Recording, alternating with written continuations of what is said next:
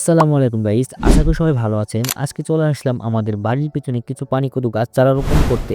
আর গাছ রোপণ করার আগে আমাদেরকে এই চাষের জায়গাটা উপযুক্ত করতে হবে। আর আমরা কিছু স্বল্প পরিমাণ গাছ লাগাবো। আর সামনে শীতের মৌসুম, সেই সময়ে পানিকদুর অনেক ডিমান্ড থাকে। তাই আমি এবং সাইম মিলে দুজনে ডিসিশন নিয়েছি আমরা এবার জাংলার মাধ্যমে পানিকদু গাছ চাষ করব। তো আমরা পরিষ্কার করার আগে আমাদের পাশের বাসার এক চাচা সে আগে থেকে গাছগুলো কেটে রেখে দিয়েছে। তো আজকের মতন আমরা শুধু পাড়টাকে পরিষ্কার করব। আর ওখানের কাজ শেষ করার পর আমরা যাচ্ছি আমাদের আরেকটি জায়গায়। আর এই জায়গাটা অনেক জঙ্গল এবং আগাছা দিয়ে ভরে ছিল। তো যাই হোক, আমি আর সাইম মিলে পুরো জায়গাটা পরিষ্কার করতে শুরু করলাম। আর এখান দিয়ে মানুষ চলাচল না করার কারণে এই জায়গাটা অনেক জঙ্গল হয়ে গেছে। তো ফাইনালি 1.5 ঘন্টা কাজ করার পর আমাদের জায়গাটা পরিষ্কার হয়ে গেল।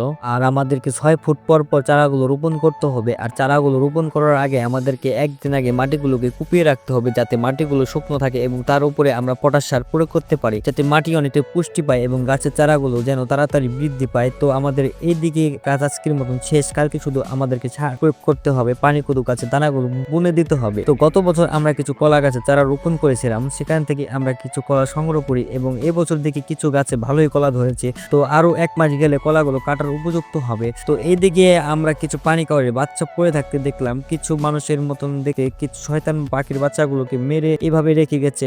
আর এইগুলো দেখে আমার কাছে খুব খারাপ লাগতেছিল। পাখির বাচ্চাদের উপর অনেক পিঁপড়া এসে তা কামড়াচ্ছিল, আর এইভাবে পড়ে থাকলে পচা গন্ধ ছুটে যাবে। তাই আমি এই বাচ্চাগুলোকে পানিতে ছড়ে মারি। তো গাইস, আজকের মতন এই পর্যন্ত। দেখা হচ্ছে নেক্সট ভিডিওতে। ফি আমানুল্লাহ, আবার দেখা হবে ইনশাল্লাহ।